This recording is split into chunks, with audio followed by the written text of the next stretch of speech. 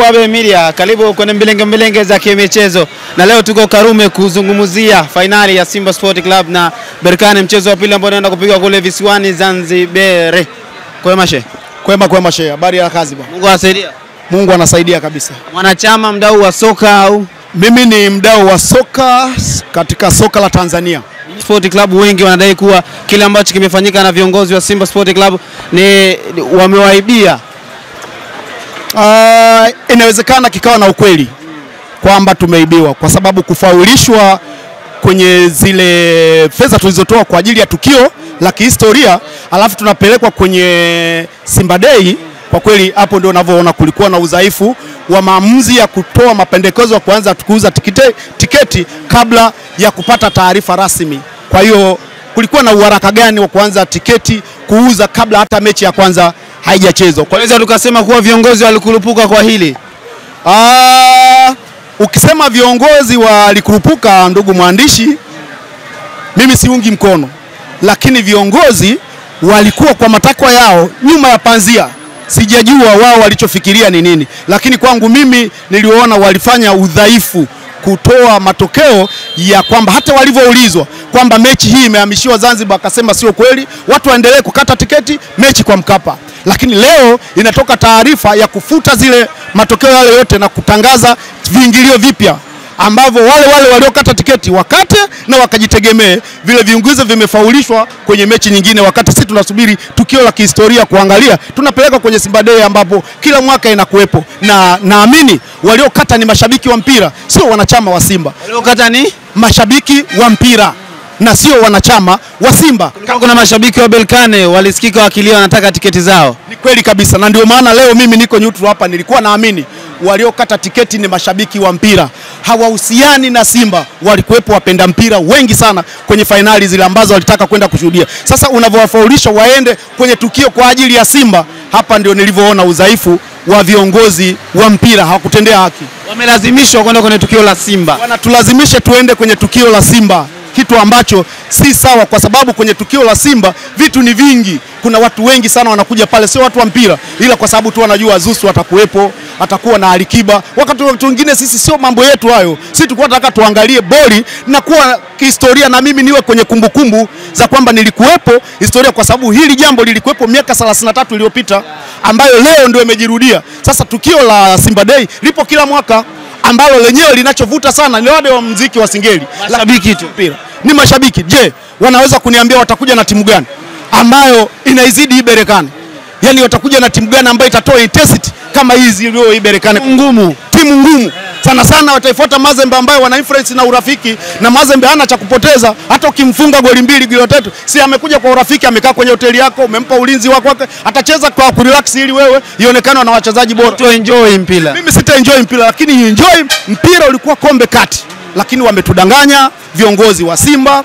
Kumbe walikuwa na negotiate sio na chama cha mpira Afrika CAF. Walikuwa wanaongeza kati ya watu wa serikali wanaotengeneza miundombinu na TFF. Kwa hiyo lakini kule hawakuwa na habari yoyote. Kwa hiyo matokeo, mechi imepelekwa Zanzibar, wao wametufaulisha kwenye mashindano mengine. Kwa kweli eneo hili hakutendea haki. Wangetuuliza angalau kwamba jamani, kuna tiketi zenu, tufanye kasa turudishe fedha, au wengine wataenda Simba Day ili watu wachague. Lakini kukaa kundi dogo na kuamua fedha hizi watu 16,000 atakwenda Simba Day, hii hawajatendea, kwa sababu tiketi tukata kwenye mfumo wa N-card, na kuna wengine wako mikoani wamekata huko wanataka historia ya kushiriki finali ya shirikisho Afrika. Wewe kwenye Simba Day huenda yeye ana huo mpango. Kwa hiyo wangetuliza angalau wapate majibu kutoka kwetu sisi watu 16,000 kwa mujibu wa msemaji wetu alichosema kuhusu zile tiketi watu waliokata. Kumbe ni mnyama. Mimi sio mnyama.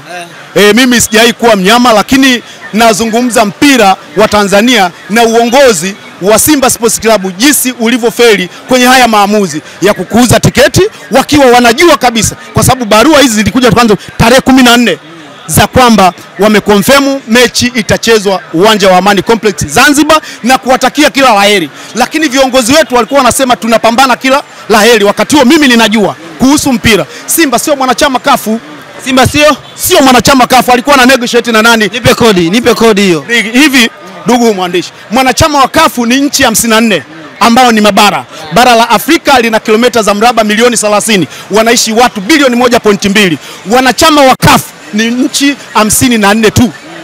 Vilabu hivi vyote wanachama wao, kila taifa lenye ligi kuu yeye ni mwanachama kwenye taasisi inayoongoza mpira kwenye ile nchi. Kwa hiyo kama una negotiate la wanawake unaoishi wewe kilabu na chama chako cha mpira. Chama cha mpira ndio kila negotiate na kafu ambako ndio mwanachama. Sasa yeye alisema tulijaribu kufanya kila mbinu lakini haikuwa hivyo. Alikuwa anaongea na nani? Leo yule msemaji wa klabu ya Simba awaambie wa Tanzania kwamba wewe ulikuwa na negotiate, ulitumia njia gani kuhakikisha mechi inachezwa kwa Mkapa? Aliongea na nani? Aliongea na nani kule kafu? Ikiwa yeye sio mwanachama wa kafu, kwa nini anawadanganya wa Tanzania wengi? Alafu anakuja kutulisha matango pori. Sisi tunajua yeye sio mwanachama. Mwanachama yeye ni hapa TFF. Kwa hiyo yeye alikuwa na negotiate na katibu mkuu hapa, ndio mtendaji wetu, kwamba bwana, hebu tupelekee hizi habari turudishie kule. Hakuwahi kutuambia, na leo anatuambia tulijaribu kufanya mbinu zozote mbalimbali ili tuhakikishe mechi inachezwa kwa Mkapa, imeshindikana. Atoe kodi. Alifanya mpango upi ambaye ulikuwa unatoa hiyo taswira ya kuonyesha mechi itachezwa kwa Mkapa? Kwa hiyo ametufezeesha sisi, tumenungunika, tumepata sonona. Na hivi ninavyokuambia, mashabiki wa mpira Tanzania wanaumwa ugonjwa mmoja unaitwa kisokolokinyo. Wanaumwa ugonjwa mmoja unaitwa kisokolokinyo, na ugonjwa wa kisokolokinyo unaumwa kwa sababu ya taarifa za uongo alizokuwa wanazitoa Simba kama taasisi. Taarifa za uongo za Simba zinafanya nyewe mnaumwa. Sisi tunaumwa ugonjwa wa kisokolokinyo, na ili tupate ugonjwa huu tuweze kupona, basi Simba angalau apate ubingwa. Hii sonona itaendelea kuwepo kwa sababu VIP watu wamekata 200,000. Tamasha la Simba litakuwa shingapi? La Simba Day sio chini ya 50,000, nguko itashukwa ile 5, na kuna watu wengi zaidi ya 40,000 wanakwenda pale, sio watu wa mpira, wanaambiwa kwa sababu kutakuwa na Alikiba, kutakuwa na Zuchu, kutakuwa na watoto wa Singeli, ndio watu wanawafuata. Na ndio maana ukifika saa 4 tu watu wanaona wote wale wamejaa wanawafuata wale watu. Pengine hichi kilichotokea ni kinatoa funzo sasa. Simba na Yanga lazima mmiliki uwanja wenu. Kuna faida sana na liwe funzo, kwa sababu hata serikali yetu wamepata funzo. Matabaka wanayotupa kwenye viwanja vyetu havikizi vigezo. Hivi ninavyokuambia, mwaka 2023 serikali ya Jamhuri ilitoa bilioni 31 kwa karabati uwanja huu. Mwaka huu kwenye ligi hatujacheza zaidi ya miezi 4, bado uwanja haujakamilika. Msemaji wa serikali anasema umeisha kwa 85%. Waziri mkuu anasema sasa upo 100%, mwenye kutaka kucheza na acheze, lakini sisi hatuingilii masuala ya mpira. Sasa hiki kitu bilioni 31 mpaka leo huyu mkandarasi hajamaliza. Zanzibar ilitoka bilioni 57 ambayo wametengeneza kwa miezi 16, mechi imeisha. Sasa hivi uwanja wa Amani ni kuwasha taa, kucheza mpira. Sisi wa kwetu ni ukarabati. Hivi ninavyokuambia, kuna wataalamu wa dharura walioomba CAF ambaye na wasiwasi ni bajeti nyingine. Kwa hiyo baadaye tutakuja kuambiwa tu kwamba uwanja huu tumeukarabati kwa mabilioni yaze. Hii 31 waje kutuambia Watanzania ndio walipa kodi wenyewe. Kwa hiyo hata serikali wajifunze na sisi vilabu tujifunze kupata viwanja vyetu ambavyo tutakuwa tuna wataalamu ambao tunawaajiri wanaangalia kiwanja kila siku, lakini vile tuhakikisha tunajenga kwa viwanja vya kisasa. Na sasa hivi ukiangalia mileage za Simba, Yanga, kuhusu wanachama, rasilimali watu, lakini kujua kuhusu mali walizonazo, tuna uwezo wa kukopa kwenye mabenki yote tukapata kiwanja chetu ili jambo likaisha. Ndugu mtangazaji, huo ndio mawazo yangu. Kwenye mechi ya Simba dhidi ya Berkane, watu kutokana na kile ambacho Simba kaongozwa sasa hivi, katanguliwa kwa bao 2-0, watu wanampa Simba asilimia ndogo sana, Berkane wanampa asilimia kubwa kutokana na performance yake na uongozi wake. Kwenye mchezo wa Simba dhidi ya Berkane, unaiona hilo Simba kumpiga mtu goli 3? Hii sioni. Niwe muwazi kabisa, mimi Mtanzania mpenda michezo, na kwa taarifa yako mtangazaji, babu yangu mimi ndo alianza kunywa chai. Kwa hiyo waga sisemi uongo. Alikunywa chai Tunduru kule mwaka 320 baada ya Kristo. Mwaka ngapi? 320. Wakati huo chai inatoka India. Alikunywa. Sasa yule mzee, ile roho yake ndio iko ndani yangu. Kwa hiyo siwezi kusema uongo. Nikiangalia consistency ya Simba kwenye mashindano ya kimataifa, ana robo nyingi sana huko. Mwaka huu ndo amepenya, anacheza finali. Lakini wakati anacheza finali, hapa nilikuwa nazungumza na washabiki wa Simba na waambia average ya wachezaji wa Simba na wachezaji wa Berkane ni utofauti. Average ya wachezaji wa Simba miaka yao ni 30 na 31. Average ya wachezaji wa Berkane ni miaka 23 na 25.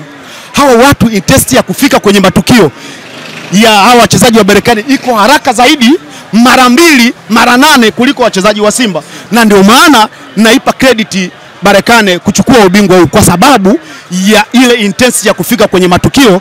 Nikiwachukua na wachezaji wa Simba ambaye average yao ni hiyo miaka 30 bado watachelewa kwenye matukio. Na hilo juzi limetokea, nimeona mtu anaruka kichwa peke yake, hata mtu mmoja inaonekana yule ni mtu tolo hajawahi kutokea duniani, kumbe ni size ile ile, lakini amewahi kwenye tukio. Wachezaji wetu zaidi ya 2, 3, 4 wako pale washindwa kuruka, lakini ile test ya kuchelewa kwenye matukio, kuna mpira urudishwa na kipa aliletewa mpira ukapigwa chini, alivyokwenda kudriba ule mchezaji wetu wa Simba ukaja juu, ulivyokuja juu umefika chini tu, ile intensity ya kuwahi kwenye matukio. Kawahi mtu wa Berkane kauchukua mpira akampa mwenzake akampa. Kuna wachezaji 4 wa Simba aliblock tu, wachezaji wakajaa, walivyorudi akatakenya tu kidogo, pimpini kama amenasa goli la pili. Na mimi nakwambia kwa sababu ninajua mpira, hata refari raia kutoka Gabon alikuwa upande wetu. Alikuwa upande wetu, na ndio maana goli zikawa 2. Akiwa alikuwa na penalty wale jamaa. Tulipunguziwa makali na tunamshukuru sana yule jamaa, na nampa miaka yake ya kuishi, itafika 100 baada ya sisi kutusaidia siku ile. Okay, shukrani. Amina.